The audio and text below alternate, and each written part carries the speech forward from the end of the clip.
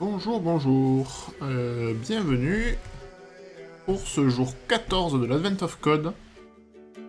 Donc, comme d'habitude, on a fait les 13 premiers jours, on voit les étoiles juste à côté des numéros des jours. Il nous en reste 12 à faire, du coup, on a passé la moitié. Et aujourd'hui, on va s'attaquer au jour 14, avec les 2 étoiles à glaner, comme d'habitude.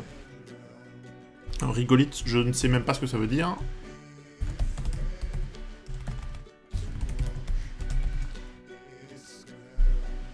Rigolite, tout à fait.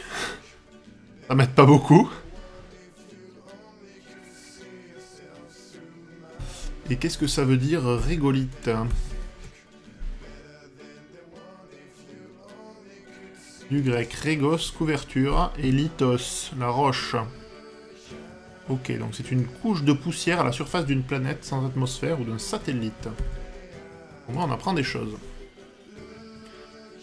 Ok, donc un réservoir régolite. Le signal de détresse vous amène à une cascade géante. En fait, accrochez-vous bien, le signal semble venir de la cascade elle-même.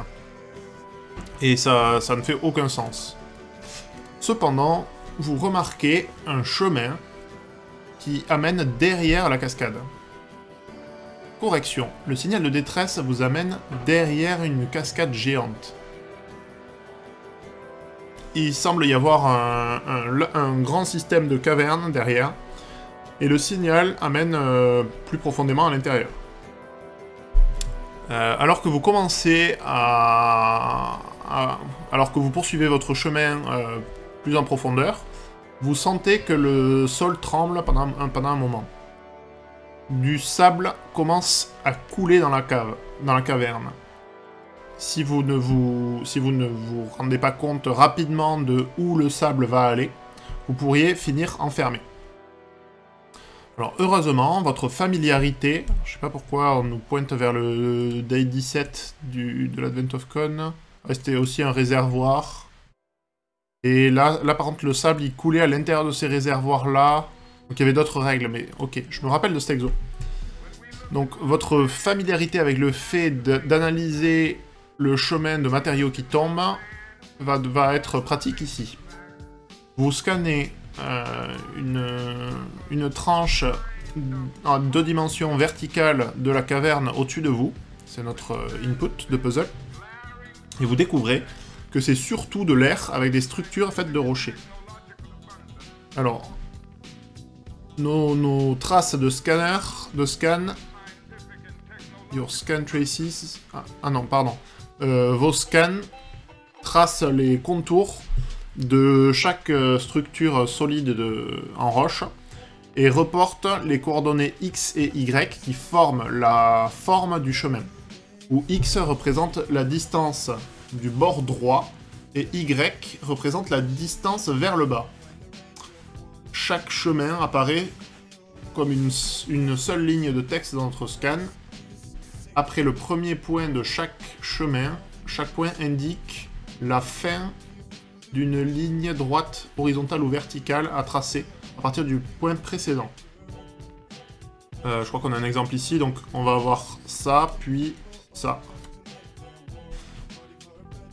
Ok, donc là on voit les coordonnées, donc on va de 498,4, donc ça doit être ici, jusqu'à 498,6, donc c'est ces trois trucs-là, puis de 498,6 à 496,6 ici. Ok, et le deuxième, c'est le contour qu'on a ici, qui redescend et qui va à gauche. Ok, on va passer tout ça, c'est ce qu'on vient de dire. Le sable commence à couler à partir du point 500,0. Donc les dièses, c'est les rochers, les points, c'est des zones vides. Et après, en fait, on va faire descendre, le sable est produit une unité à chaque instant. Et la prochaine unité de sable n'est pas produite avant que la première unité de sable ne soit arrêtée. Et en gros, en fait, ça va couler. Et en fait, quand ça va tomber, donc là, elle devrait tomber jusqu'ici.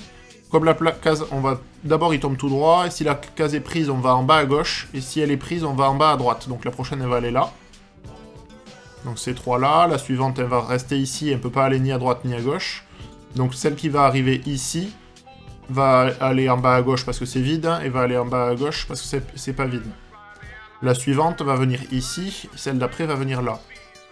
Puis là, puis là, puis là, puis là, et ainsi de suite. Et donc après un total de 22 unités de sable, on tombe à ça, et si on en rajoute encore un, en fait... Non, deux, une qui va se caler là, une qui va se caler là... Et toutes les suivantes, en fait, elles vont tomber en dessous du plancher. Et donc on veut savoir au bout de combien d'unités de sable on va tomber en dessous du plancher. Donc là, typiquement, pour le cas d'exemple, ça va être 24. J'ai pas encore créé mes cas d'exemple, on va le faire de suite. Donc le premier test, ça va être 24. Qu'est-ce qu'on cherche à savoir ?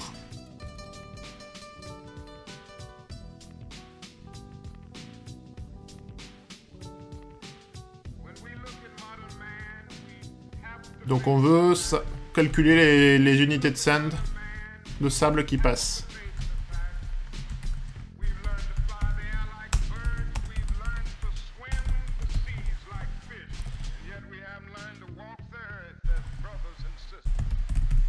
Un truc comme ça, should compute sand units before abyss. Et dans notre cas, global, ça sera ça. Ok. Donc deux choses qui nous restent. Il nous reste à remplir ce day 14 et ce day 14 sample. On va commencer par prendre le sample qui est tout court là et qui fait genre 2 lignes. Il me plaît bien. Donc il fait ça.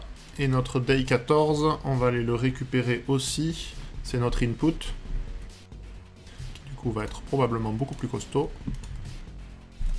Encore que... il n'y a que 149 lignes. Bon, c'est beaucoup quand même. Je suppose qu'en plus ça peut aller dans un peu tous les sens. Donc on va voir comment on s'y prend. En tout cas, ce qu'on va vouloir, c'est parser les couples de points. Ça, on va vouloir le dégager. Et après, on va vouloir faire des connexions d'un point à l'autre, en montant, en redescendant, etc. Donc, on va aller dans notre day 14 ici. On va cacher ça parce qu'on n'en aura plus besoin. Et on va réfléchir à comment on s'y prend.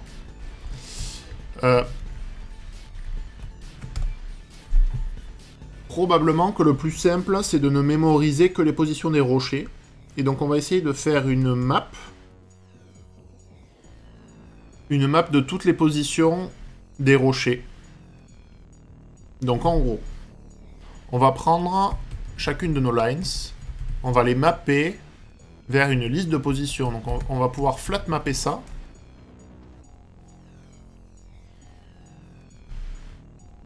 Donc en gros, pour chacune de nos lignes, on va retourner une liste des positions de la ligne. Donc c'est line, notre paramètre ici.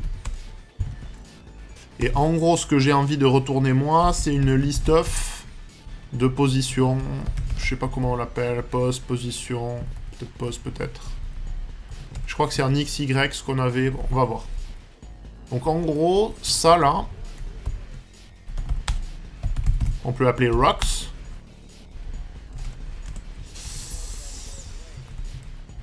Ou occupied, comme on veut. Bon, on va déjà l'appeler rocks. Et après, on va voir comment on s'y prend pour faire couler le sable.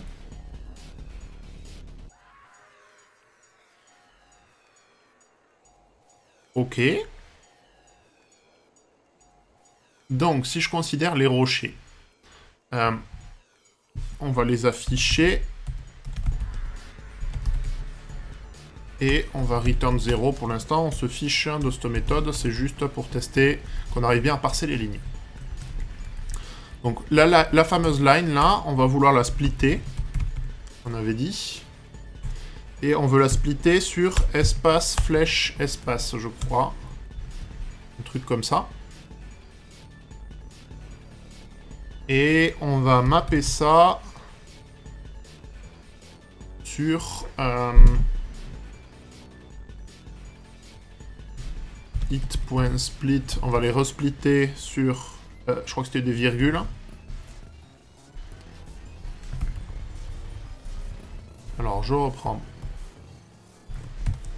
Je vais remplacer le line parce qu'on s'en fout. Non, je vais laisser line, c'est plus joli. Donc, up, return, line. Donc notre line, on la split. On la map.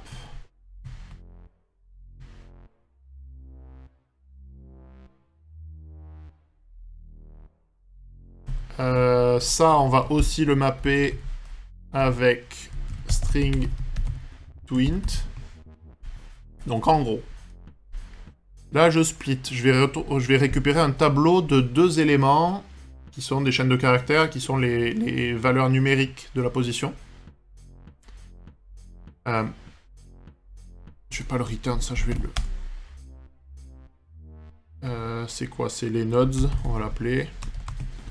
On va sûrement essayer de trouver un nom plus parlant. En gros, je stocke là la liste des nœuds qui sont décrits, des positions qui sont décrites. Là, je récupère des paires d'entiers que je vais transformer moi en position. Donc, on va essayer de voir si c'est des rows, colonnes, etc.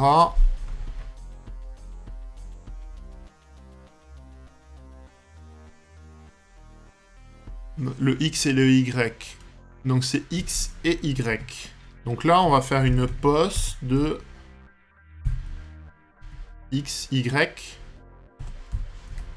D'accord. Et donc ce qu'on vient de parser là, c'est X, Y. Et c'est un tuple.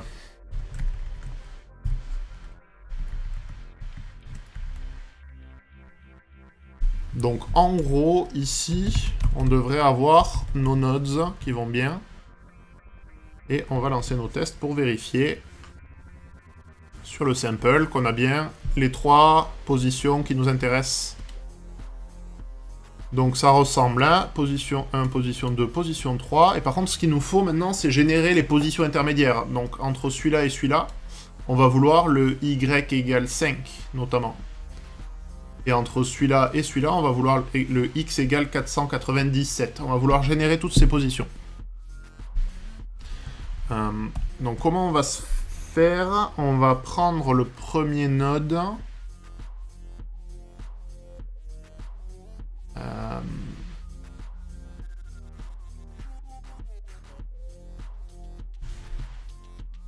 En gros, ce qu'on veut faire, c'est un var current node égale line de 0. Ou alors on les prend par 2.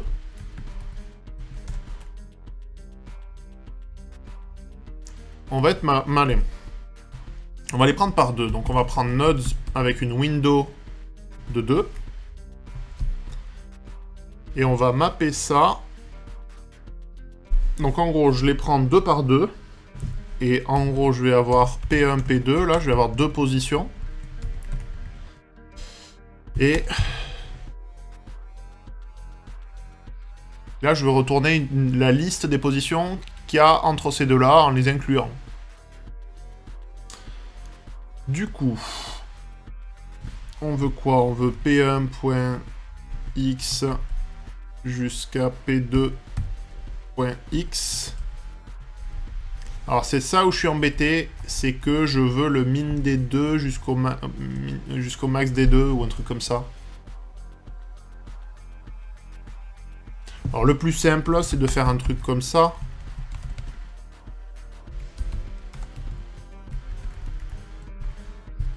C'est moche. On va essayer de faire plus propre après. Non, là il se fiche de moi. Ok.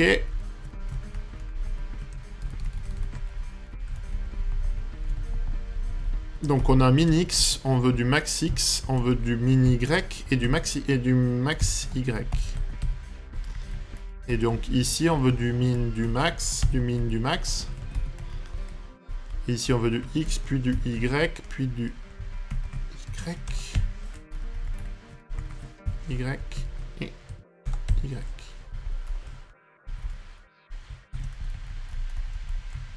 Et donc là, il nous manque le max. Qu'est-ce qui lui va pas? C'est pas des deux. Je veux pas les 2 points là. Ah, mais on peut faire encore plus simple. Non, on va faire comme ça.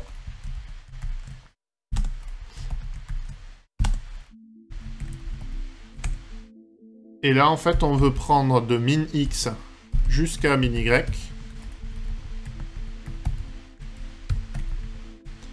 Je veux flat mapper ça avec du min x à max x, pardon, je fais n'importe quoi. Max x, là je veux du min y jusqu'à max y. Donc là, c'est x. Et ça, je veux le mapper avec y, à ce qui je donne pos de x, y. Donc ça me fait une liste de toutes les positions pour ce tracé-là. Et donc ça, pareil, on va le flat mapper, ça va en faire beaucoup. Et ça, on veut le transformer en set pour virer les doublons. Et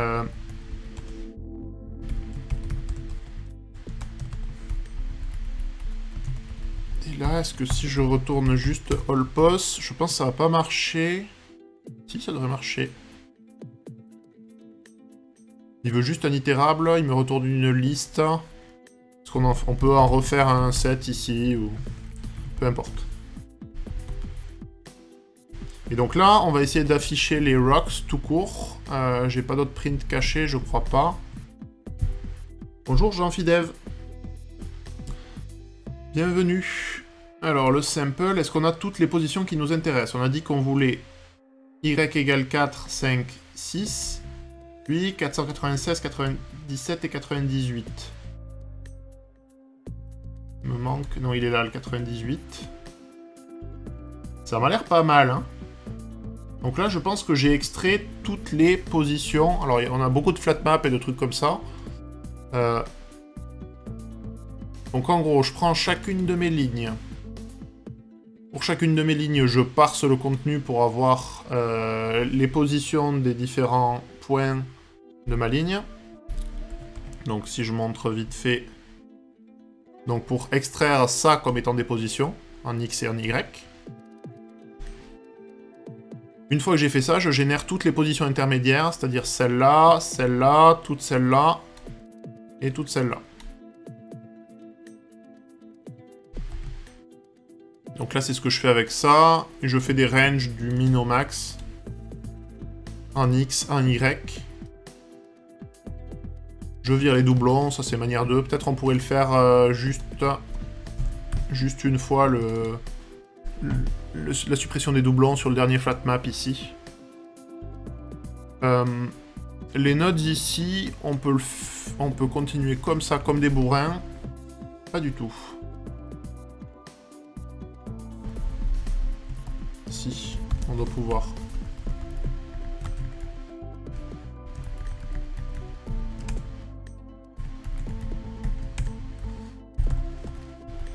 On peut faire un truc qui ressemble un peu à ça.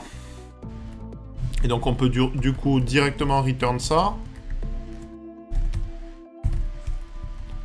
Sans avoir besoin de ça. Du coup, vu qu'on a que ça dedans, j'ai même pas besoin du return parce que je suis dans une lambda. Et du coup, celui-là, on peut... Bon, on s'en fiche. On va quand même garder line, c'est plus lisible et plus parlant. Donc en gros, chaque ligne, je récupère les différentes composantes, je les map vers des entiers et j'en fais une position. Je les prends 2 à 2 et je génère toutes les positions qu'il y a entre chaque. Donc ça, on va l'extraire dans un truc qu'on va appeler parse rocks, un truc comme ça. Et on va concaténer ça parce qu'on n'en a plus trop besoin. Donc là, ce qui va nous intéresser maintenant, c'est de faire couler le sable et de voir comment il va se répartir.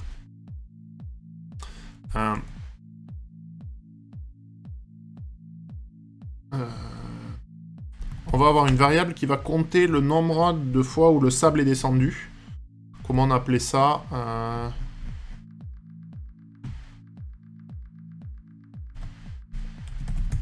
va appeler ça sand units. Pour l'instant, il y en a 0 qui a coulé.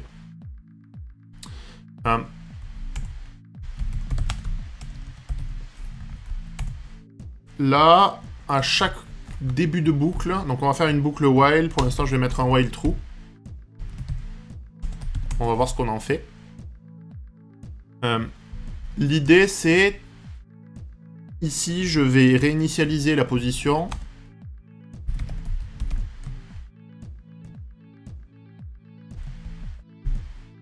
Alors, soit je le fais en XY, soit je fais juste avec une pause. Je crois qu'on va prendre une pause. Val...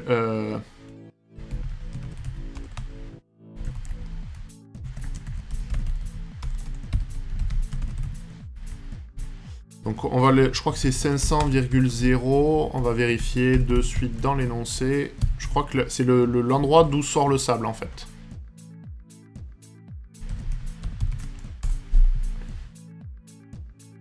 Donc oui, et le 0 est tout en haut. Donc en gros, ce qui va nous intéresser, c'est de récupérer la hauteur max et de voir si on passe en dessous. Dès qu'on passe en dessous, on peut s'arrêter. Ça veut dire qu'on a trouvé un chemin et on passera toujours en dessous. Donc c'est 500,0. Ok. Et ici, on va juste faire si... En gros, si down available, c'est du pseudocode. Hein. Current pose égale pose de current pose.x y plus 1.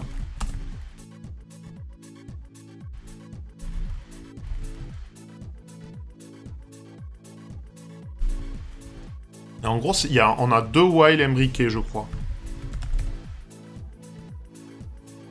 Pour l'instant, je fais 2 while true, on verra les conditions juste après. Hein. Mais en gros, tant qu'on ressort une nouvelle, un nouveau truc de sable, à la fin de cette boucle, on pourra incrémenter le sand units. C'est que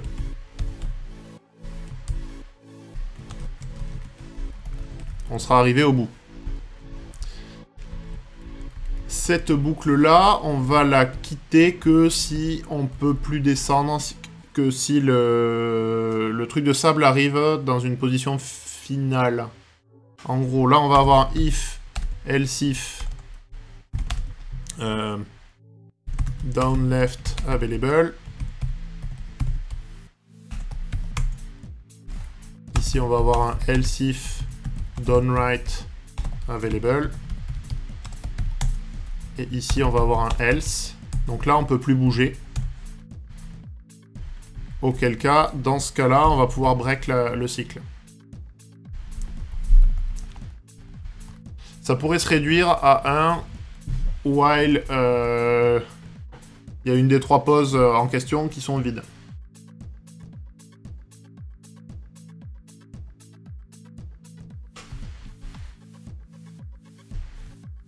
Après, on pourrait faire un val occupied égale à rocks. Et on peut en faire une liste mutable.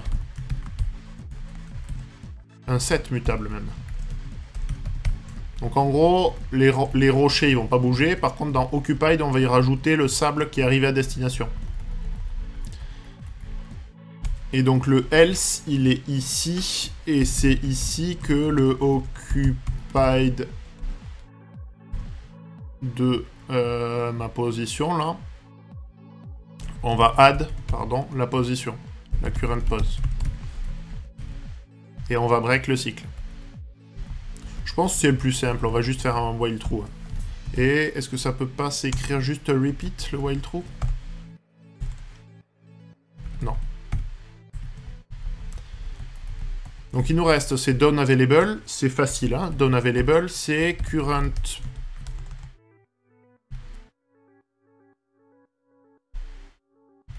Ici, il me manque un current pose, pardon.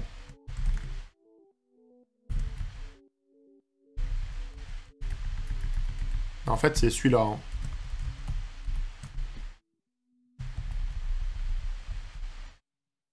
Donc, on veut pas que occupied contains ça. Donc, s'il ne le contient pas, alors on descend. Alors, hello, désolé du retard. Call impromptu qui a débordé et pas pu faire ce jour avant. Aïe, aïe, aïe. T'as réussi à t'en sortir ou t'es encore dessus, là, du coup? Un de vue. Bienvenue à toi. Donc, si c'est pas le cas pour celle-là, on peut faire pareil avec en bas à gauche, puis avec en bas à droite. Donc, on va faire exactement pareil. On va copier ces trucs-là. En bas à gauche, ça va être du x-1, et en bas à droite, ça va être du x plus 1. Pardon. X plus 1. Et je vais copier ce code-là, qui est pas très joli. On verra si on peut faire mieux.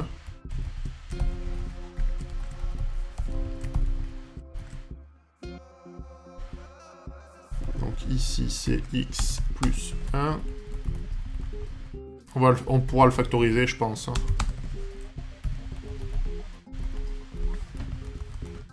Pourquoi il n'est pas content de ce if? On peut sortir l'assignement du if. Ah oui.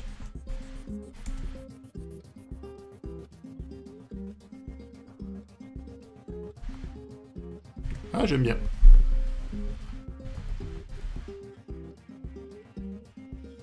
C'est juste au parsing, ok.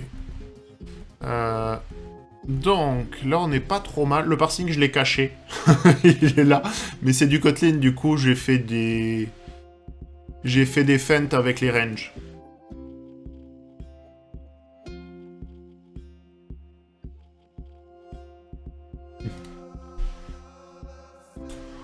Ok, donc, ça, c'est... Je fais descendre mon unité de sable jusqu'à ce qu'elle ne puisse plus descendre. Et quand c'est le cas, je break. Et en fait, il y a encore un autre cas que j'ai pas traité là-dedans, qui est notre cas final, où on va vouloir juste quitter complètement, parce qu'en fait, la position là, la current pose là, quand on a appliqué tout ça, elle a fait carrément sortir de notre truc. Donc elle est passée sous toutes les roches possibles. Et donc pour ça, en fait... À partir des rocks ici, on va calculer le min y. Alors je sais plus si c'est un min ou un max. Si on part de 500, le min c'est probablement 0. Mais je suis pas sûr. Donc c'est égal au rocks.map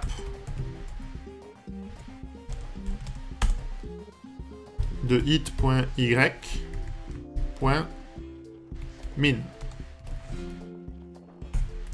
Et donc là, si le y strictement inférieur à min y, on veut return send units. Et là, on a carrément fini. Alors, c'est pas y, c'est current post.y.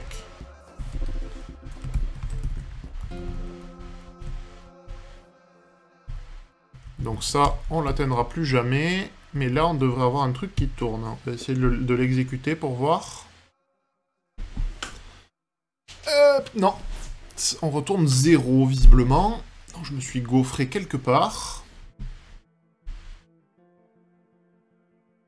Alors, le break, ici, normalement, il devrait bien sortir de ce while-là. On aurait dû incrémenter là. Ou alors, c'est qu'il considère qu'il sort tout de suite.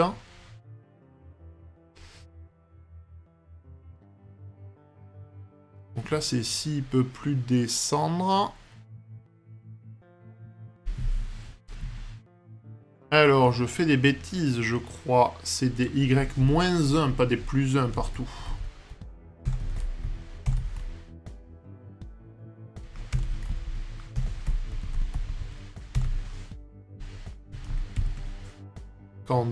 En descendant là... Non, je dis n'importe quoi, c'est bien plus 1. On a dit qu'on partait à 500, 0. Et donc on va vers le bas. Donc c'est l'inverse en fait. C'est pas un mini Y qu'on veut, c'est un max Y. Et on veut les max ici.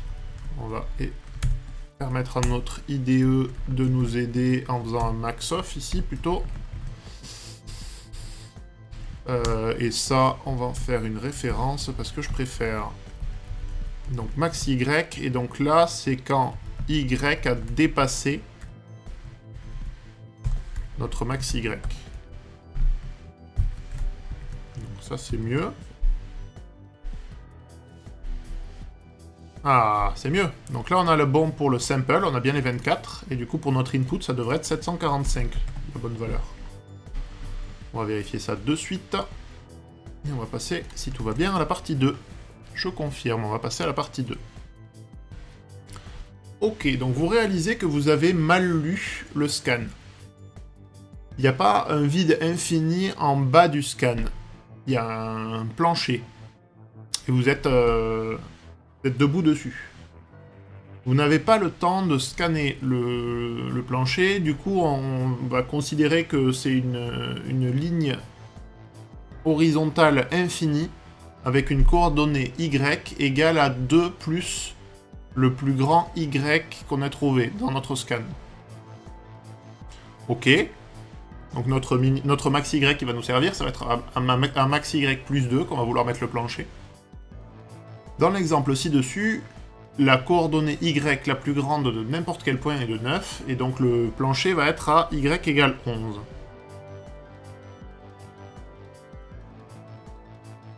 Ok, donc ça va être assez facile, je pense qu'on va vouloir compter combien il y en a quand le sable sort plus à partir de ce truc-là, je crois, un truc comme ça. Donc pour trouver quelque part où se tenir debout, vous aurez besoin de simuler du sable qui tombe jusqu'à ce qu'il y ait une unité de sable qui soit au repos à la position de départ. Et qui bloque la production de sable complètement, et qui stoppe le flux de sable dans la caverne. Dans l'exemple ci-dessus, c'est 93. Donc en gros, on va copier notre jeu de test, et on va le faire pour la partie 2 sur 93. Le max 93, ça va être la partie 2. La partie 2 ici, et j'ai oublié de mettre, c'était 645 je crois. 745 et 93 si je dis pas de bêtises. Donc ici on veut du 745, ici on veut du 93, et on veut créer notre partie 2. Hop, hop, hop. Donc... je prends ça, mon parsing des rocks, on le garde en dessous, masqué, on s'en fiche, il n'est pas très intéressant. Donc ici, en fait, on va reprendre le début, on va quasiment tout reprendre en fait. Je vais reprendre et on va adapter. J'avais aussi dit qu'on pouvait peut-être factoriser ça.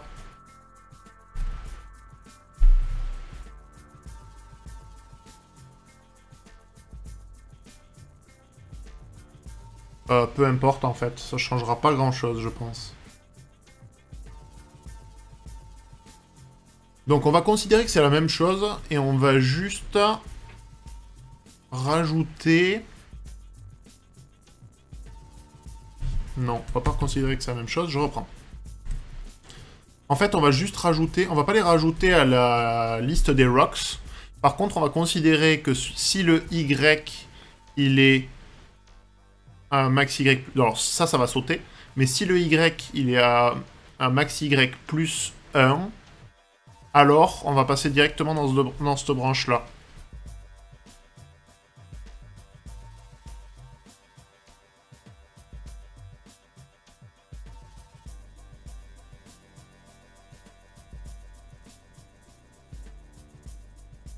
Donc ce serait peut-être un if avant cela. On va voir comment on va s'y prendre. Je pense qu'on va garder exactement la même chose pour l'instant. Alors je sais pas pourquoi lui il compile plus, je sais pas ce que j'ai cassé.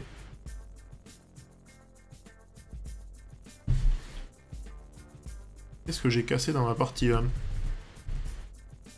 On va revenir en arrière. Donc j'ai bien la partie 2, j'ai bien la partie 1, j'ai tout qui compile. Ok. Je copie-colle ma partie 1. Ça va être un problème d'accolade ou un truc comme ça. Donc pour l'instant, on garde la même chose. Donc on passe nos rochers, on calcule le max Y. Et du coup, on va considérer que s'il arrive à max Y plus 1, il peut plus descendre nulle part, donc il est bloqué. Donc ça va faire partie de nos conditions dans ce truc-là, là.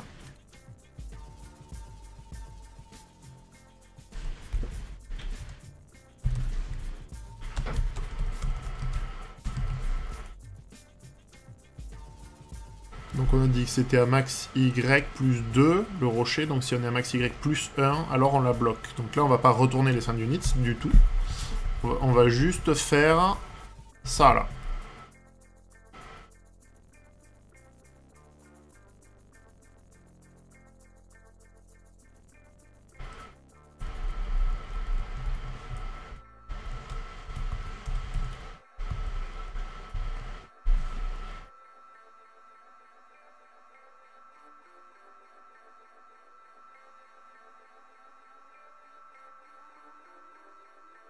Donc là, on va ajouter le occupied.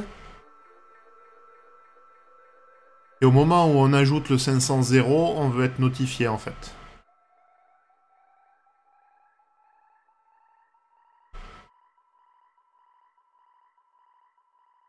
Donc en gros, on le veut ici. Hein.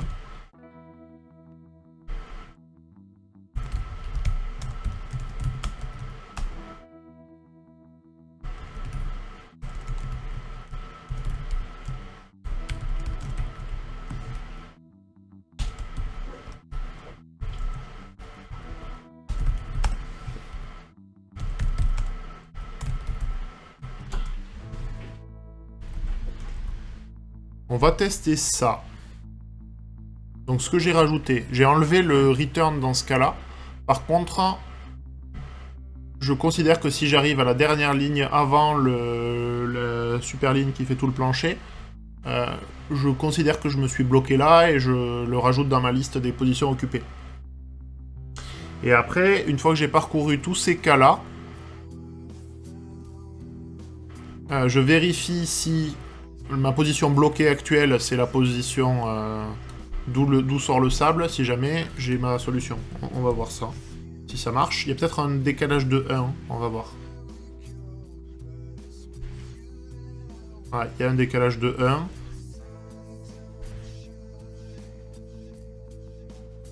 Parce que le moment où elle est bloquée, il doit falloir le compter, celui-là.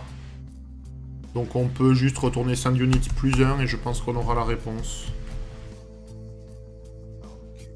Ou plus sand unit, ou ce qu'on veut. Donc pour le sample et pour l'input, on va essayer de la mettre. Et c'est bon, on a nos étoiles du jour. Donc on va faire un petit peu de refactoring parce que c'est pas très joli. Donc là c'est la fameuse caverne de sable, j'imagine, je sais pas trop. Donc je vais rajouter ça dans mon jeu de test déjà, histoire qu'on soit couvert par nos tests. Et là, j'ai à la fois beaucoup de duplication. Disons que c'est les conditions qui sont un peu compliquées, un peu imbriquées, que j'aime pas trop, mais...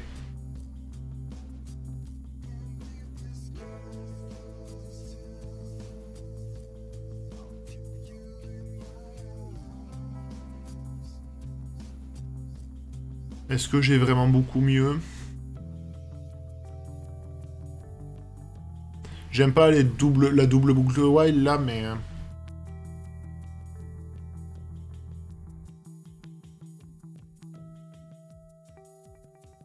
Après, on peut facilement extraire un truc comme ça. Non, c'est pas beau. Return true, break, return false.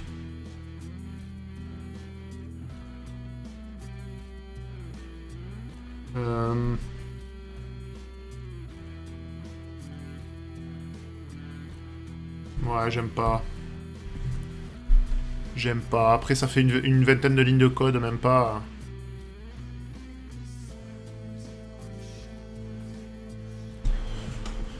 Est-ce qu'on va pas le garder comme ça? Peut-être que si, hein. Ça, on peut forcément facilement l'extraire.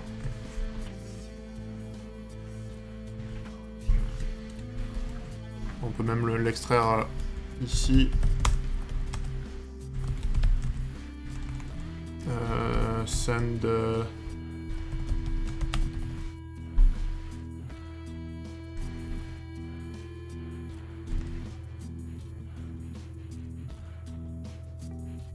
Donc ça apparaît 3 fois.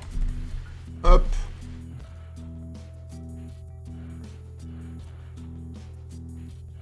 Donc là, en fait, on considère qu'on est bloqué. On pourrait peut-être avoir ce cas-là à part. Et juste...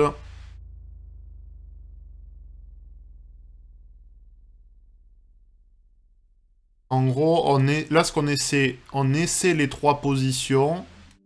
S'il y en a une qui est libre...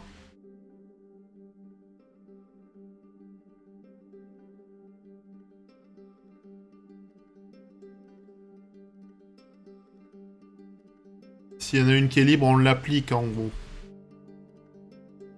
En gros, ce que j'aimerais bien faire, hein, j'aimerais bien avoir juste une liste de mes 3 positions là. En gros, ça serait même plus que ça. Je voudrais bien avoir une liste de poses de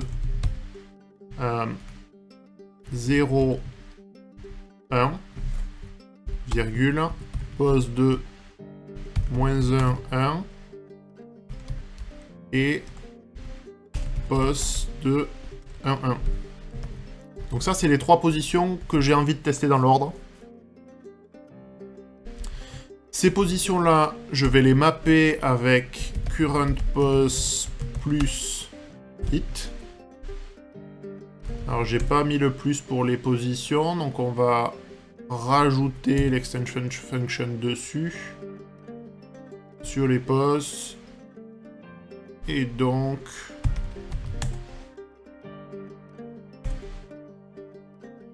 Et là, on va juste faire un return de pos de this.x plus other.x, virgule this.y plus other.y. Et ça... oui, ça va retourner une pos. Et on peut... Du tout... Je veux virer ça, je veux un expression body. Ok. Donc là, je peux ajouter les positions une à une. Donc en gros, ça c'est les deltas que je vais appliquer. Je map ça avec à quoi ça va correspondre. Ici, je vais faire un find de...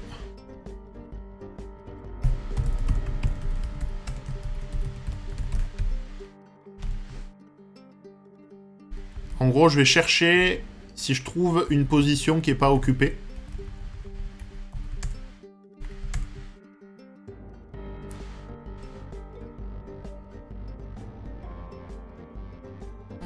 Est-ce qu'on veut la déstructurer? Pourquoi?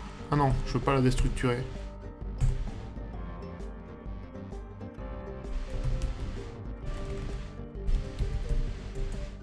C'est find ou finder nul du coup? C'est ça qui me perturbe. Oui, ça retourne bien potentiellement annulable ça.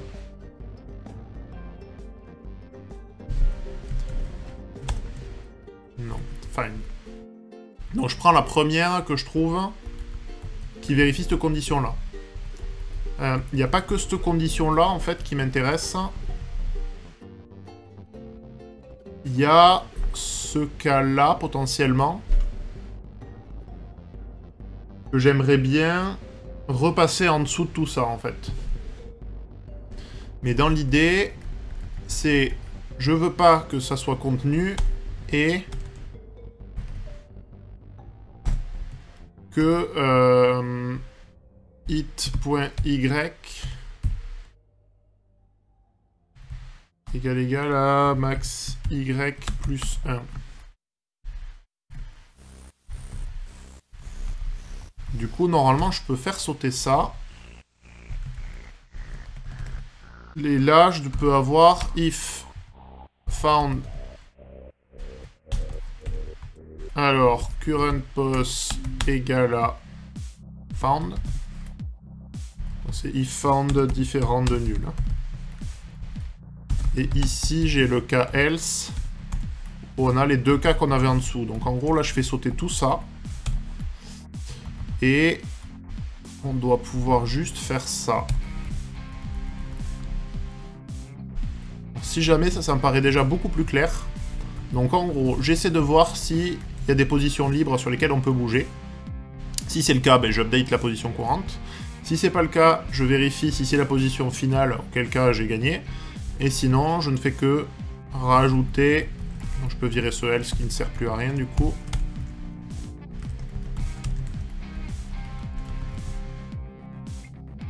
Le break ici, il break ce while là. Bon, j'ai toujours pas fait sauter mes while, hein, mais...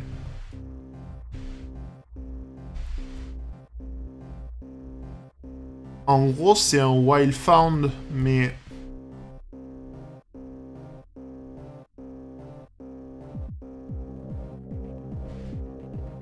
je pense qu'on pourrait... mettre ça dans le while au final, mais c'est compliqué.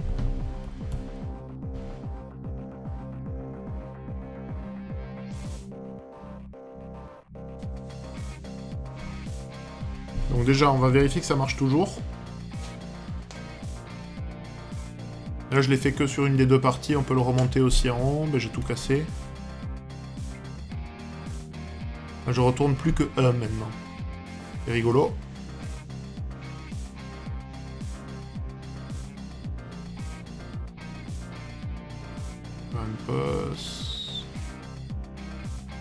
Donc si found égale à nul,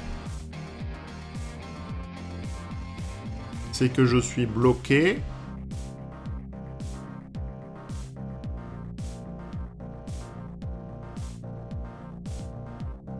J'ai tout cassé. Alors, 0, 1, moins 1, 1, 1, 1. Ça me paraît cohérent. 0, 1, moins 1, 1, 1, 1. Ça, c'est OK. Donc, je map ça vers la position plus machin. Je ne suis pas planté là-dedans. X, X, Y, Y. Ça a l'air cohérent. OK, ça, c'est bon. Ensuite, qu'est-ce que j'aurais pu me foirer? Le find, je veux que ça ne contienne pas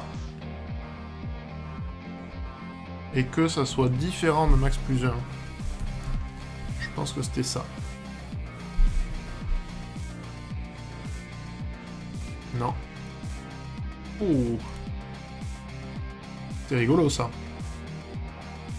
C'est pas max plus 1, probablement, c'est...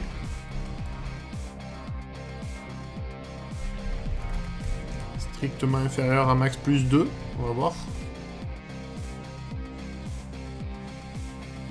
Ouais, c'est bon. Donc ça, c'est mieux. Donc c'est déjà un peu plus joli que ce gros pataquès où on n'arrive pas à lire. Donc on va reprendre à peu près la même chose et le remettre au-dessus. On va faire à peu près la même chose au-dessus.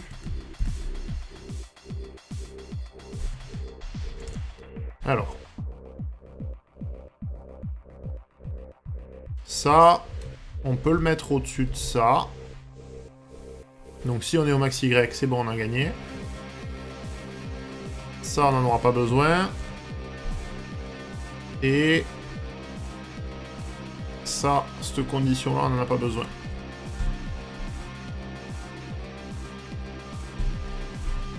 Je pense que ça se résume à ça. Ok.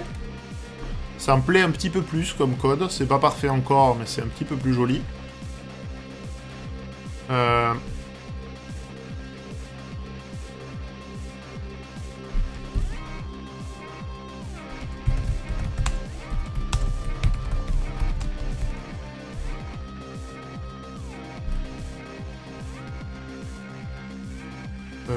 Hop, ça on va l'appeler Destinations, je préfère.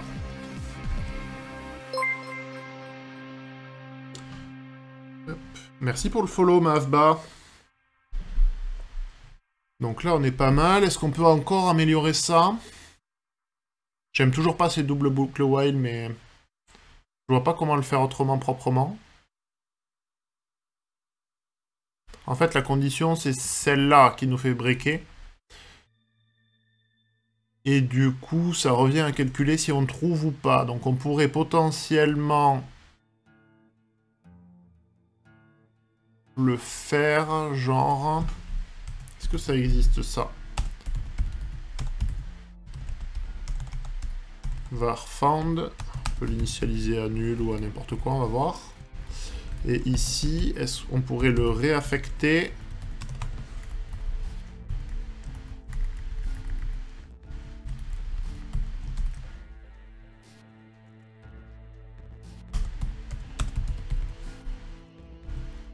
On peut pas faire l'affectation là-dedans.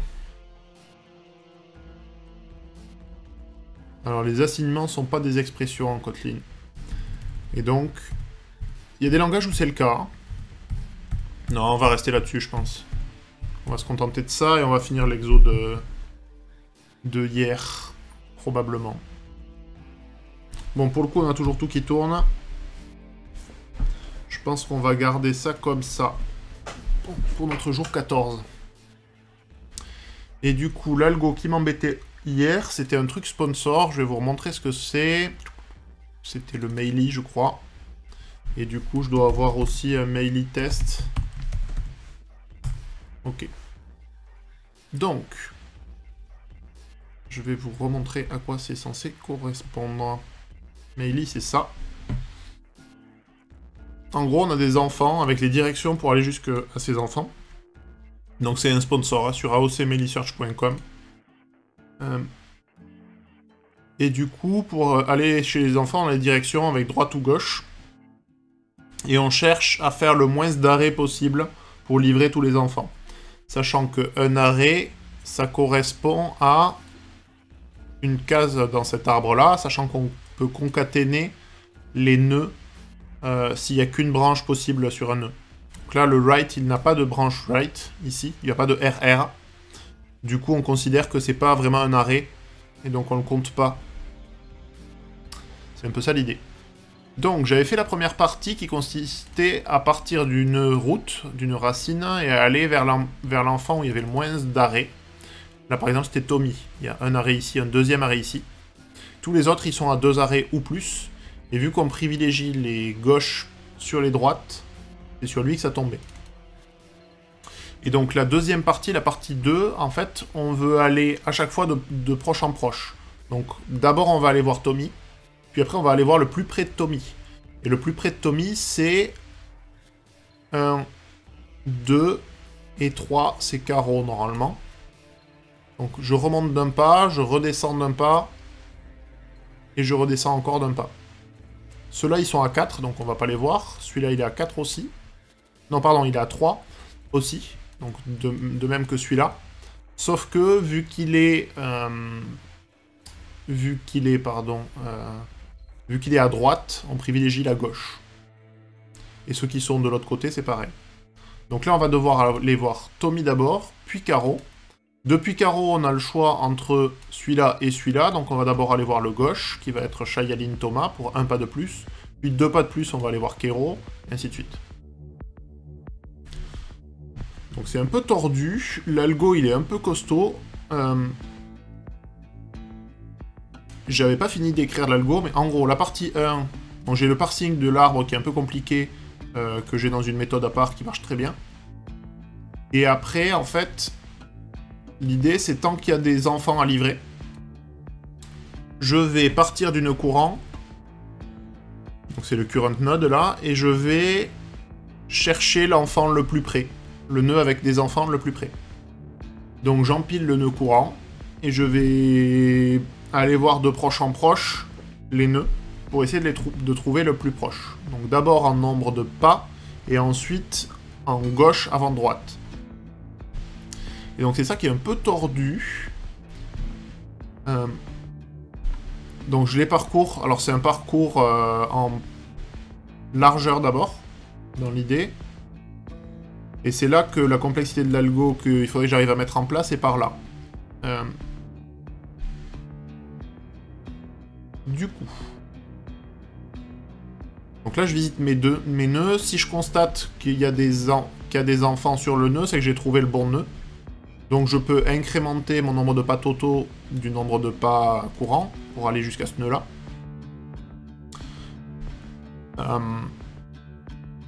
Et ensuite, je vide la liste des enfants parce qu'on considère qu'ils ont été livrés sur ce nœud. Et ensuite, j'ai tout un travail de suppression des nœuds et potentiellement des nœuds parents. En gros, si le nœud n'a plus de branches et n'a plus d'enfants, on va le dégager. Et donc ça, il faut le faire en remontant l'arbre potentiellement, si on veut épurer l'arbre au fur et à mesure. Et ça, c'est un peu plus compliqué. Donc on va voir comment on s'y prend. Là, je définis le nœud courant comme étant le nœud actuel pour le parcours de la prochaine... Est-ce qu'on a vraiment besoin de les supprimer? Probablement pas, en fait. Parce que dès lors qu'ils n'ont plus d'enfants, on peut toujours les reparcourir, on s'arrêtera pas dessus, donc on s'en fiche. Si, parce qu'il n'y a plus besoin de stop dessus. Oh, c'est l'enfer. Je pense qu'il faut les supprimer, que ça va nous simplifier la tâche. Donc ça, c'est s'il y avait un enfant. Et s'il n'y a pas d'enfant... Alors, on va vouloir empiler la liste des voisins, les voisins étant branche droite, branche gauche. Et... Alors c'est un peu plus compliqué que juste le problème du voyageur. Ça sera forcément pas optimal, mais vu le nombre de nœuds qu'on a, on n'aura pas de problème de perf. C'est pas optimal. En fait, on veut pas... Alors, pardon. L'exo, alors je vais remettre... C'était Birach, voilà. Et en fait, l'exo, il nous dit pas de trouver le chemin optimal. Il nous dit de trouver le chemin en faisant cet algo-là, en gros. En allant voir de proche en proche.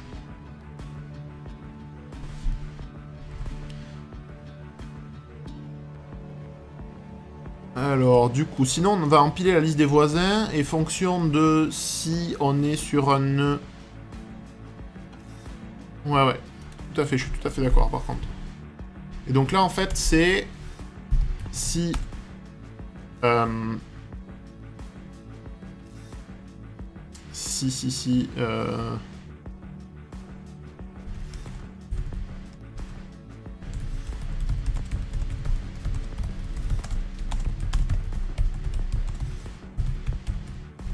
En gros, si on est sur un nœud qui a une seule branche, soit gauche, soit droite, et qu'il n'y a pas d'enfant, on peut empiler devant. Sinon, on empile derrière.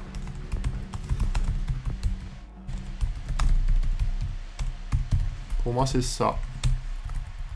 Donc la suppression, là, va être pénible.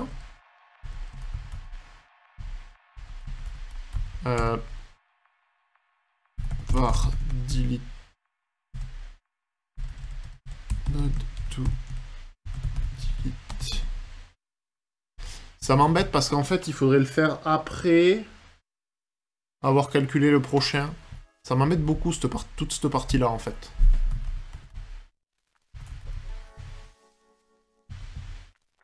En gros, ici, c'est relativement facile. If... Bon, c'est le node que je suis en train de visiter.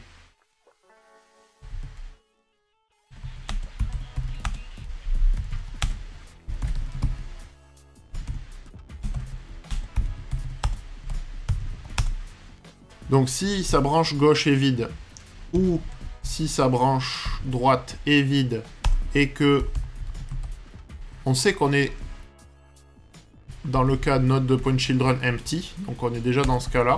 Donc s'il y a une des deux branches qui est nulle, alors on empile devant.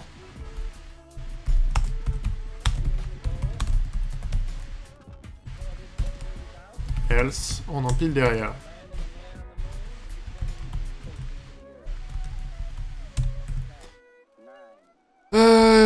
J'ai pas mémorisé la liste de ceux que j'ai déjà visités. Probablement qu'on peut le faire aussi.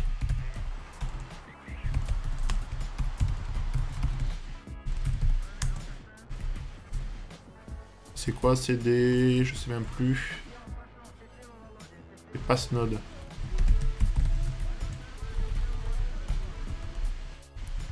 Donc premier truc qu'on peut faire ici, if visited.contains de node. On peut juste faire un continue.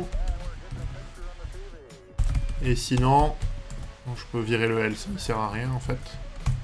Et sinon, on va juste faire un visited.add de node. Donc ça évitera qu'on passe plusieurs fois sur le même nœud. Ça c'est facile. Et donc ce qui nous manque, donc le nœud avec une seule branche et pas d'enfant. S'il a vraiment pas de branche gauche et pas de branche droite et qu'il a pas de... et qu'il n'a pas d'enfant, en fait, il n'existe pas le nœud, hein, il serait supprimé. Donc le OU, il devrait suffire ici. Ou alors je le déglingue ici, peu importe. Bon, peu importe.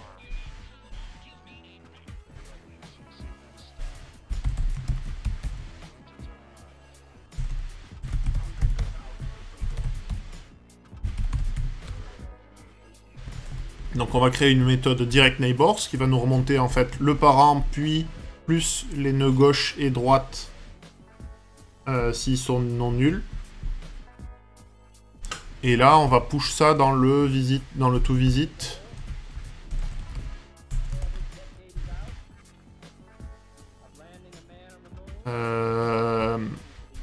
Add all 0.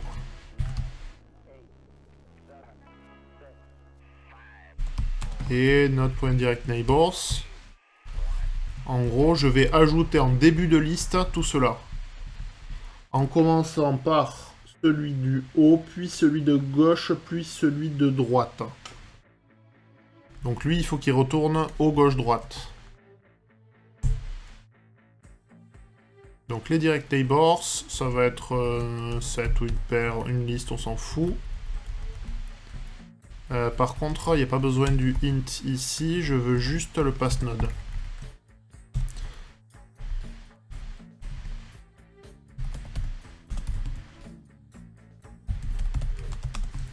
On va en faire une val et on va en faire un mutable setOff passNode. Et là, on va commencer if this.parent différent de nul. Alors, on va le rajouter.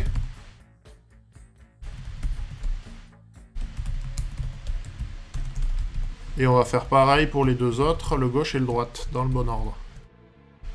Et on va juste return neighbors.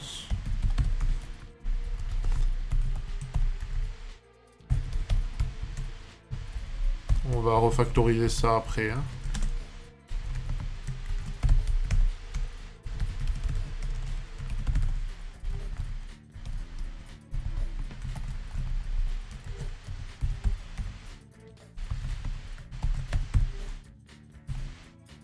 Pourquoi ça lui va pas ça?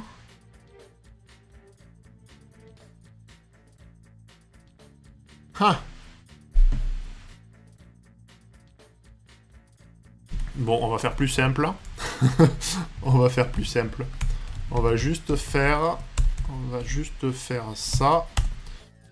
C'est une liste ou un set-off, peu importe. Dans lequel on va mettre this.parent, virgule this.left, virgule this.rightNode.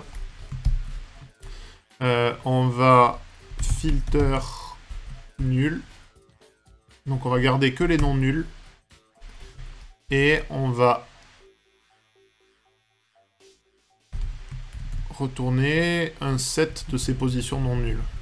C'est quand même vachement plus simple en fait. Donc là, je retourne dans l'ordre, le parent, le gauche et le droit, s'ils sont non nuls. C'est tout. Parce que le filter non nul, il doit me retourner une liste. On peut en faire une liste, on s'en fout en fait. On n'a pas besoin de retransformer ça en set. On va juste garder des listes. On sait qu'on n'aura pas de doublons, donc...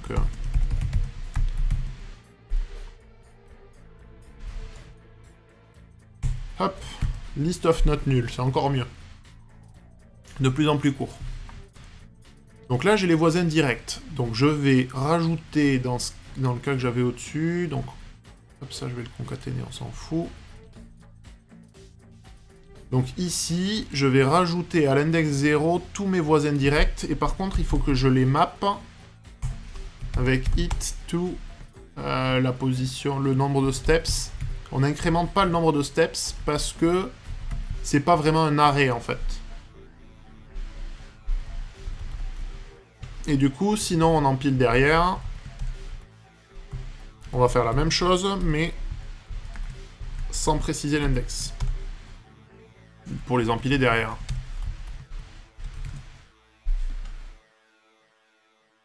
Alors peut-être que même sans supprimer les nœuds, ça marcherait. On va peut-être essayer. Pour ça, on va charger le mail test. Et on va lancer nos tests. Non, pas partie 1. En fait, je veux lancer l'intégralité des tests. Je me suis trompé.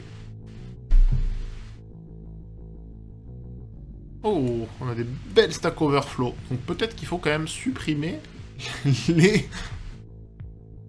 Donc on fait une Stack Overflow sur une comparaison. C'est le hashcode qui est trop dangereux, visiblement.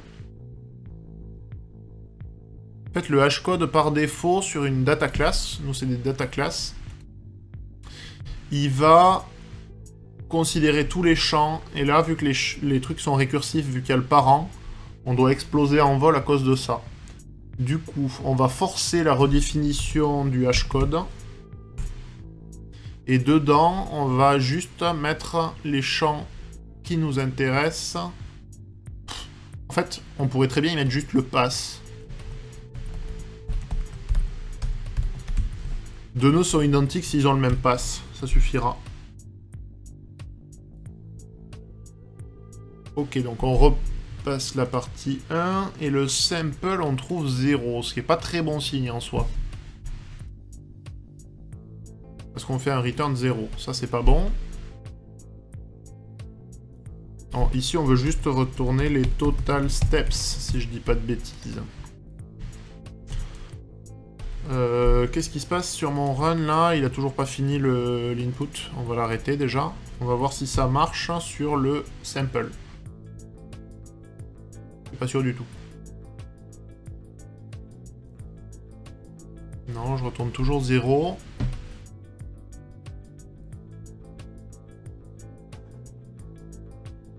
Alors c'est étonnant qu'on retourne 0 pour le coup.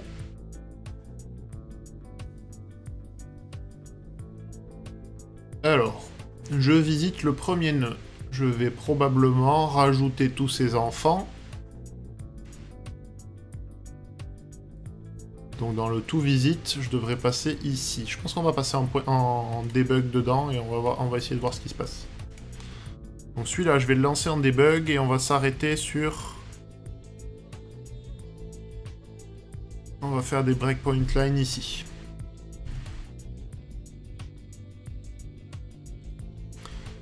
Ok. Et donc, mon run, je vais juste faire celui-là en debug.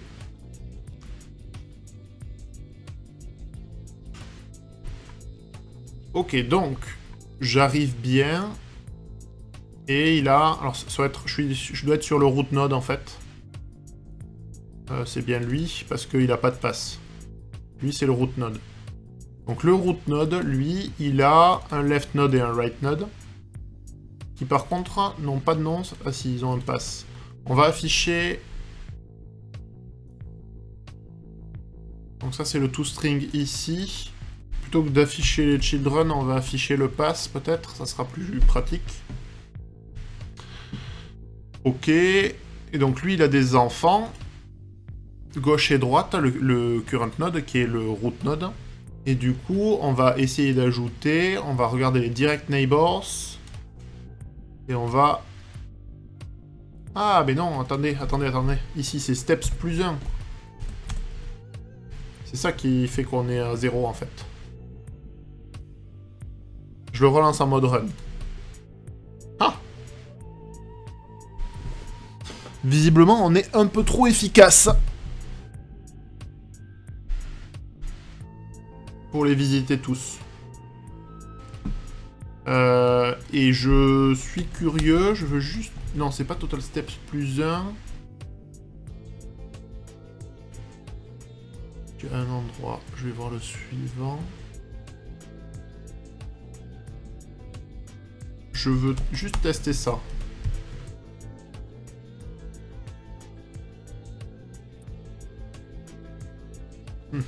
Toujours pas. Donc visiblement, on les visite pas dans le bon ordre. Du coup, on va essayer de les print pour voir si...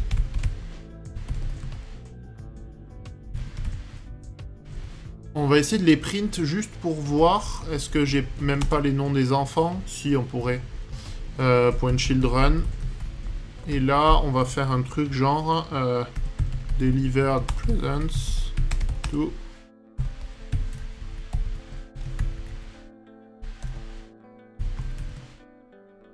Donc comme ça, on aura la liste de ceux qu'on livre. Pour voir si on prend les bons à chaque fois. Donc Tommy, Caro, Thomas, Kero, Luna, Tamo, Loïc, Lena. Donc on va regarder ça. On va le mettre de ce côté-là. Ça, on va le mettre de l'autre. Et on va voir si ça match. Donc d'après eux, on devrait d'abord aller voir Tommy. J'aurais dû afficher le nombre de stops. Puis... Caro, puis Chayaline et Thomas, puis Kero, puis Luna, puis Tamo, puis Loïc, puis Lena. Donc visiblement, on y va... On les parcourt tous dans le bon ordre, ce qui est déjà un très très bon signe. Ça veut dire que notre algo de proche en proche, il a l'air de marcher à peu près.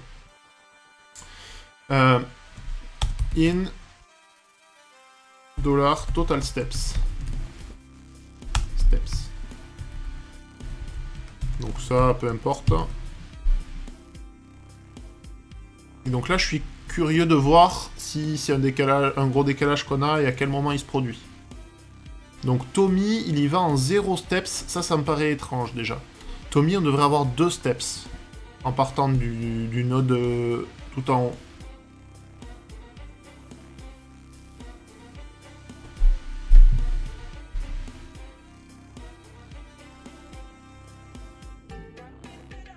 On est bien d'accord qu'on commence avec le current node qui est le root node. Donc à visiter, on y met le root node 0. Donc ici, on devrait empiler le left 1 et le left 2.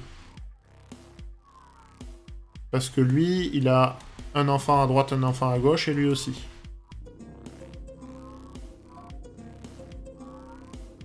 Attendez, mais non. Le total steps, il faut que je l'incrémente avant. C'est pour ça que j'ai 0. J'ai rien dit. On reprend. C'est ma faute. Donc, Tommy en deux steps. 1, 2. Celui qui est pas bon, du coup, c'est le suivant. C'est Caro, qui est censé être en 3 steps. Parce qu'en fait, je suis chez... Je suis ici. Il faut que je fasse 1. Lui, il a 2 enfants, donc ça compte pour 1.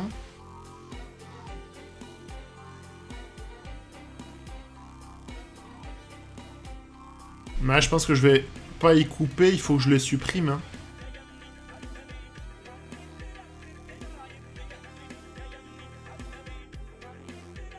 Parce qu'en fait, je dois pas compter... Ça va faire un pas... Quand je remonte, il faudrait que je les compte systématiquement, en fait.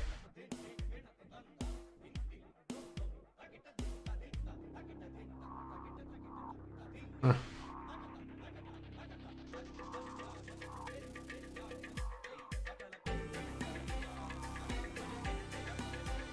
Parce qu'en fait, si je fais sauter ce nœud-là... Alors là, je ne leur fais sauter aucun. Hein. Je ne fais qu'enlever les enfants, aujourd'hui. Donc j'ai enlevé les enfants, donc je remonte ici, il devrait me compter 1. Ah non, parce que le current node, vu que c'est le point de départ, il me le compte pas parce que lui, il n'y a pas d'enfant. En fait, il faudrait systématiquement que je compte plus 1 quand je remonte.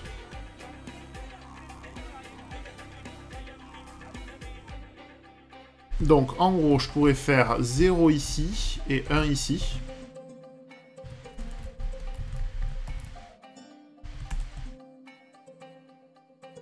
Du coup, dans le Direct Neighbors ici, je pourrais y passer un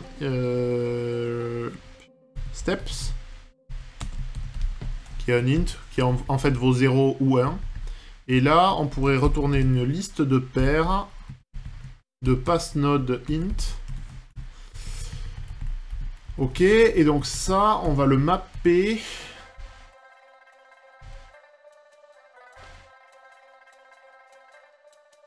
Ah, c'est plus chiant. Je peux pas faire le list of not nul, là, du coup, il faut que je remappe.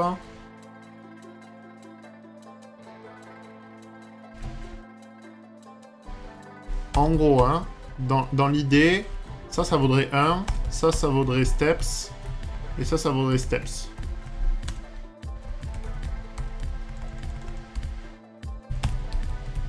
Sauf que là, c'est forcément not nul, en fait, vu que je fais des paires que je construis au fur et à mesure. Donc là, on va repartir sur la solution qu'on avait initialement. Où en gros, on va juste faire une var...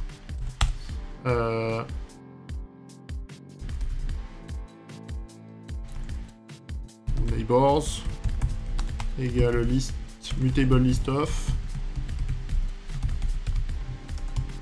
Et là, on va faire des if et on va les rajouter en fait. On va faire bête et méchant. If this.parent différent de nul. Alors, on va ajouter this.parent to 1.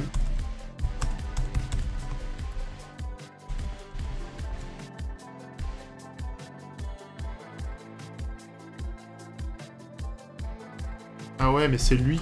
Ah non, c'est bon. Ça devrait être bon.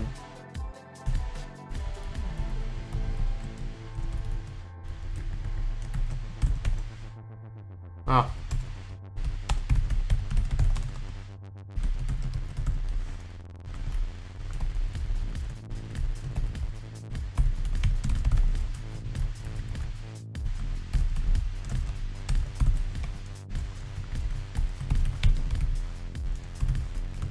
Et on a pareil avec le right node, c'est ça?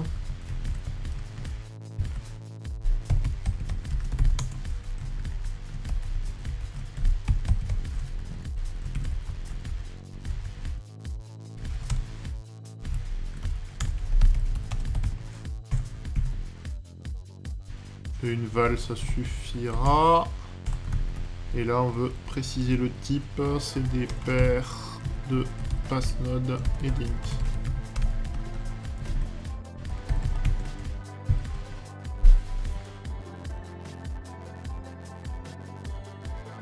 Alors ça matche pas, parce que j'ai plus besoin de les mapper ici.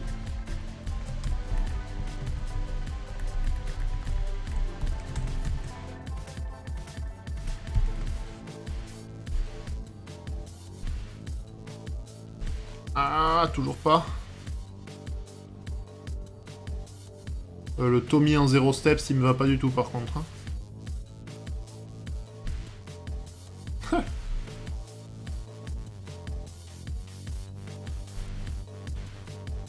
Oh là là, je suis pas bon. Donc là, le problème, c'est juste le calcul du nombre de steps qui est pas bon. Hein. Il manque pas grand-chose.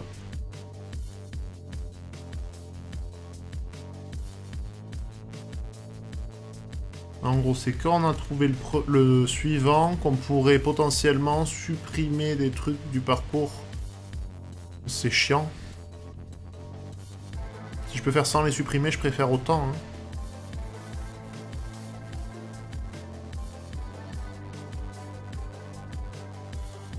Et je pense que ça me foire le calcul de... Donc là, ça fait 1. 2. 3. Je comprends pas comment je peux foirer autant.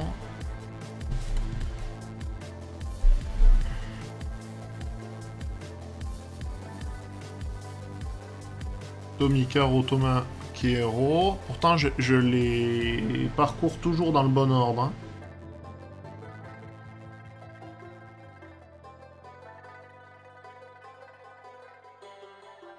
Hein. Pourquoi les steps ils sont très mal calculés? Qu'est-ce que j'ai mal fait? Steps, steps, steps. Ah, mais parce que c'est... Ah, c'est steps. Ah, c'est là que je fais n'importe quoi en fait. C'est là en fait, il faut que j'y mette les steps actuels ou steps plus 1 en dessous.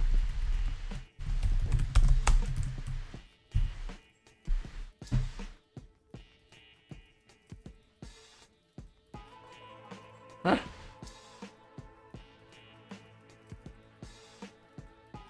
Donc je suis encore trop court. Donc le 2 est bon, le 5 est bon.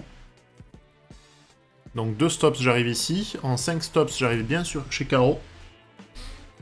En 1 stop de plus, je suis bien chez Thomas Shailin. Il me faut 2 stops de plus pour arriver chez Kero. Ça c'est bon. Bien 8 steps chez Kero. Ici. Luna, elle est à 3. Et ça c'est pas bon. Commande de Kero. Donc Kero est ici. Je remonte, ça fait 1. Je remonte, ça fait 2. Et 3. Comment je peux tomber sur 2 là? Est-ce que je considère que lui, il a pas de... Il a qu'une branche? Je remonte de 1, je remonte de 2. Vu que c'est à chaque fois des parents, c'est sûr que mon nombre de steps a été incrémenté de 1, donc je suis à 2. Pourquoi je compte pas celui-là? Alors celui-là, je suis d'accord, faut pas le compter. Mais celui-là, oui.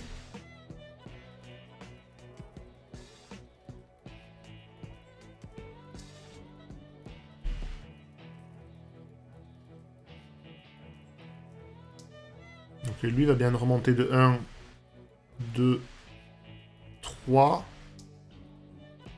4 et 5. Puis 1, 2, 3, puis 2.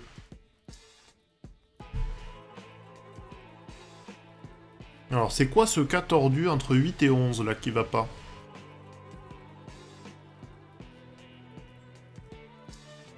Et en même temps, j'ai le même problème à la fin, là, où on devrait avoir un step de... Donc c'est 2, 3, 5. Donc le 2, là, il est bon. Le 3, il est bon. Mais par contre, celui-là est pas bon non plus. Hein. Entre Luna et Tamo, on trouve 3 alors qu'on devrait trouver 5. Luna, 1, 2, 3. Pourquoi les descentes, elles ne comptent plus, là?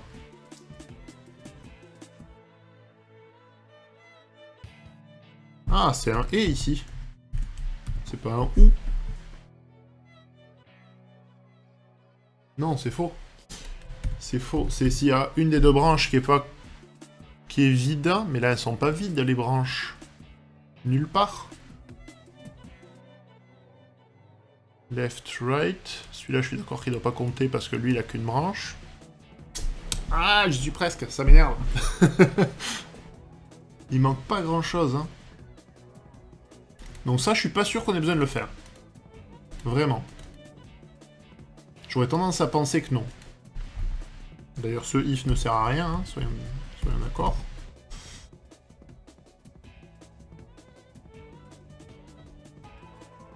Donc, j'ajoute dans mes visitides le seul cas où je rajoute pas de steps. C'est pour une des deux branches si je n'ai qu'une branche descendante. Là, si je reprends, donc entre le 8 et le 11, donc je suis ici. Je remonte de 1, donc ça fait forcément plus 1. Je remonte de 1, donc ça fait forcément plus 1. Et là, lui, il a deux branches, donc si je redescends de 1, il y a forcément plus 1. À quel moment je remets ce steps-là à 0? Je le remets pas à 0. Je le fais ici. En gros, ce qui va m'intéresser, moi, là, ça va être de m'arrêter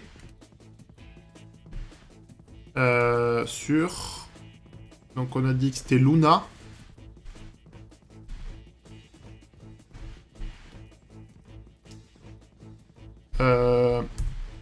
If node. En fait, on va s'arrêter ici. Si on va faire un breakpoint conditionnel, on veut que le node.children.contains de Luna.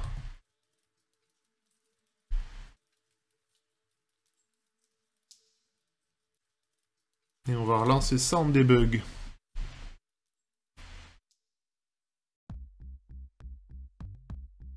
C'est probablement trop tard en fait.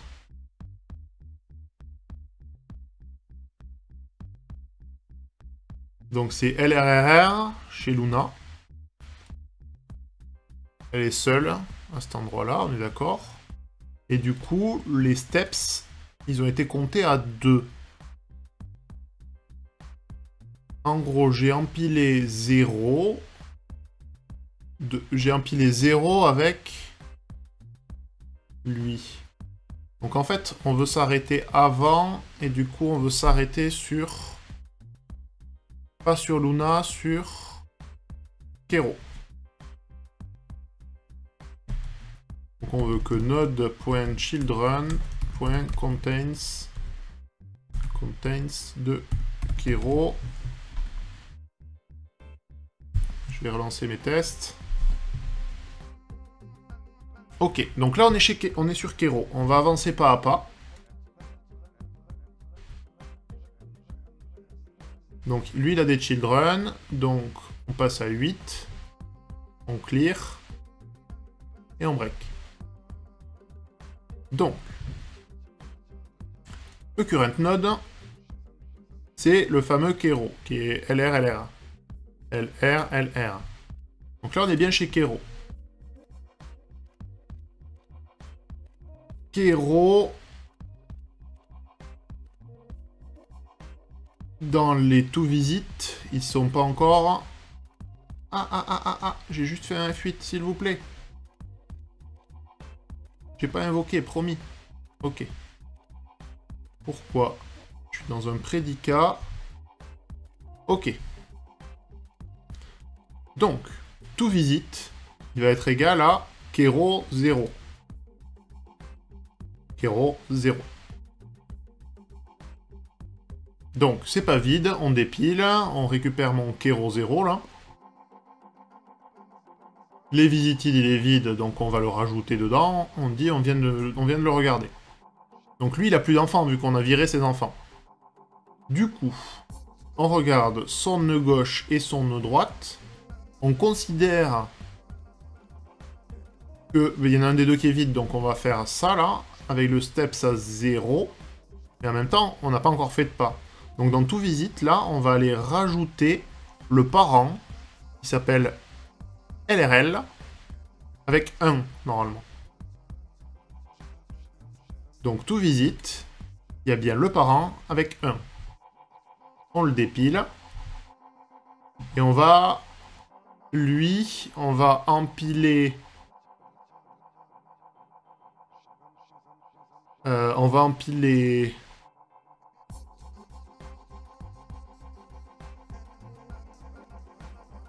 LRL, on va empiler LR et LRLRR, mais qu'on a déjà vu. Donc je vais en rajouter 2. Donc on a LR à 1, ça c'est pas normal.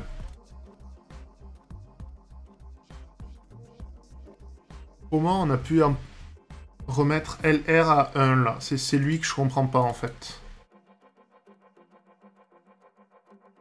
Parce que j'ai fait une bêtise sur les remontées de parents. Je sais, j'ai compris. J'ai tout compris. Ok, je vous montre ça de suite. Ça, c'est pas to one, c'est to steps. Plus one.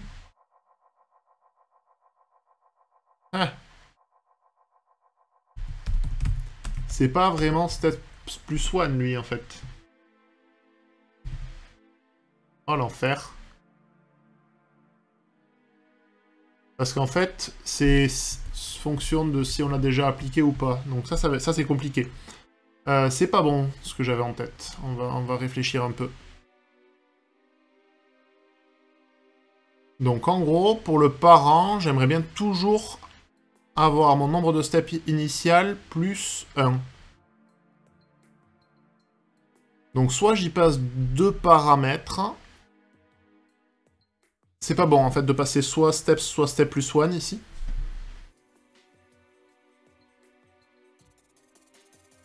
En fait, je veux dans tous les cas passer steps et passer 0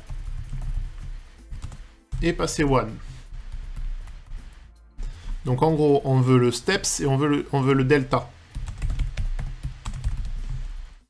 Et ici, je veux toujours faire plus 1. Ici, je veux faire steps plus delta.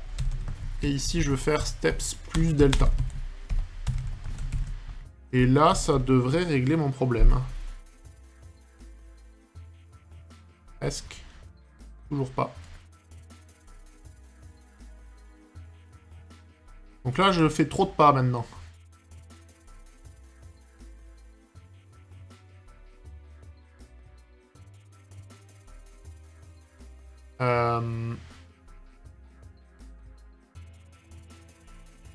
Donc déjà, de Tommy à Caro, je fais un pas de trop. Donc je fais remonter, remonter, redescente.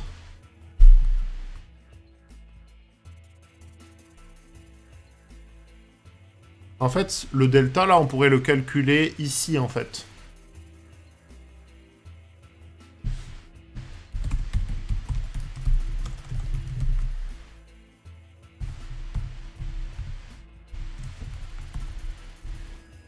En gros.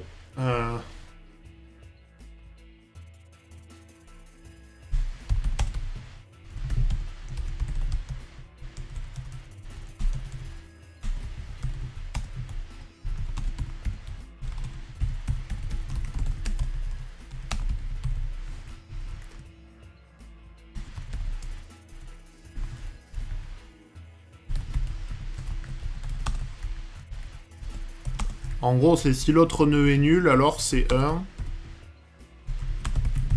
Sinon, c'est 0. Dans l'idée.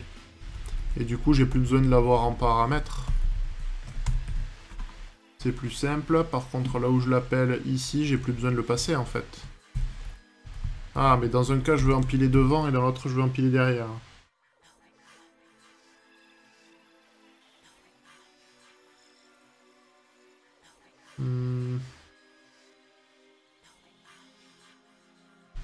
Est-ce que je veux vraiment empiler devant le parent? Probablement pas.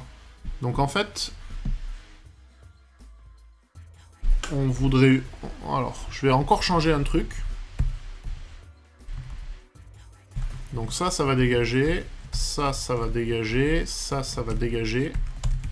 Et par contre, tout visite, ça va être une priority queue plutôt. De type pair machin. Et donc lui, il faut lui donner un comparator et tout le bazar. Donc ici, tout visite, on va... C'est pas add, c'est put. Insert. Je sais jamais. Décidément. Donc c'est une priority queue de type pair, de type passNode et int. Et on va ajouter ça. Par contre, cette priority queue là, si je dis pas de bêtises, on va vouloir y passer un comparateur.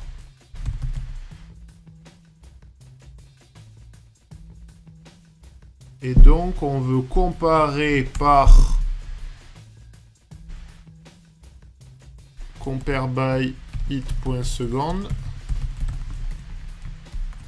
Point, il n'y a pas de E. Then, comparing.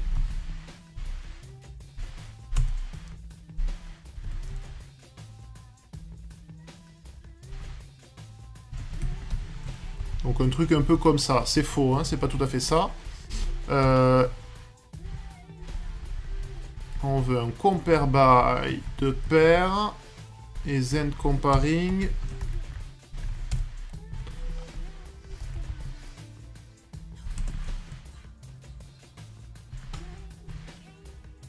Zen compare plutôt, je me trompe pas.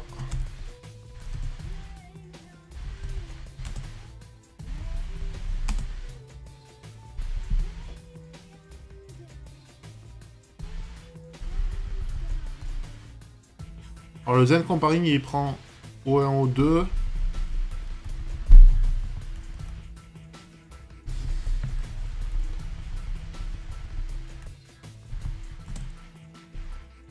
Alors c'est un compare by descending déjà, de base. Parce qu'en fait on veut vérifier. Je sais pas si c'est un compare by ou un compare by descending. Plutôt un compare by. On les veut dans l'ordre croissant.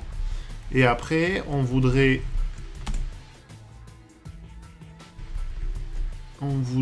comparer.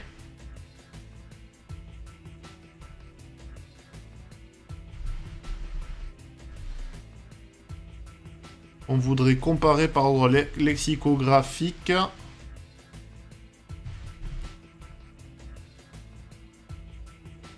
Lui prend un comparator.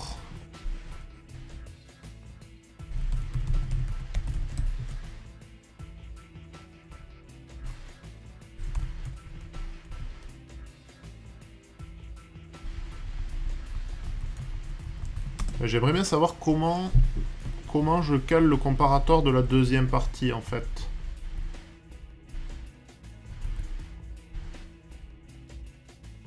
Comparator de paire.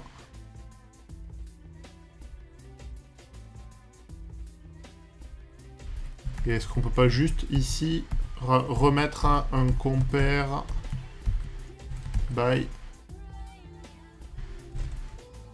du point first?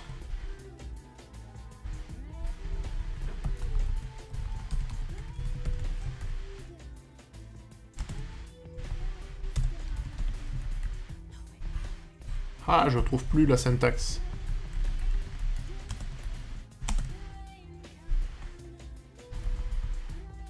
Juste zen peut-être?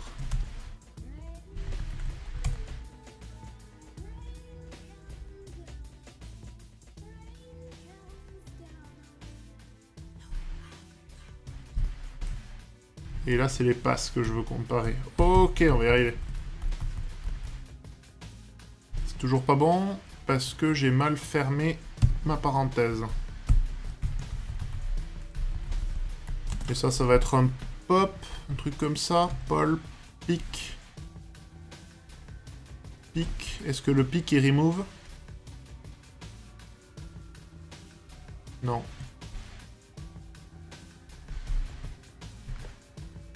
Bon, ça c'est un problème de collection. On va s'arrêter là parce que ça fait un moment que je suis dessus. J'aimerais bien juste dépiler le... Contains, offer, remove. Probablement remove. On va vérifier ce que dit la méthode. Retrieve and remove the head of this queue. C'est bien ça qu'on veut. Et si la liste est vide, ça se throw. Donc c'est pareil que poll. Donc on peut faire soit un poll, soit un remove. Comme on veut.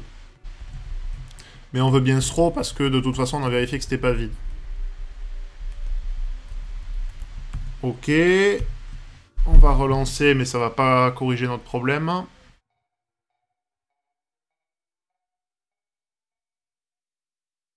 C'est fou, hein, on arrive à avoir des trucs différents à chaque fois. Donc carreau en 0 steps par contre c'est pas bon. Hein. Ok, bon mais on continuera probablement à débugger ça. Ça je peux le dégager, je pense que ça ne servira pas. Ça, je peux le dégager.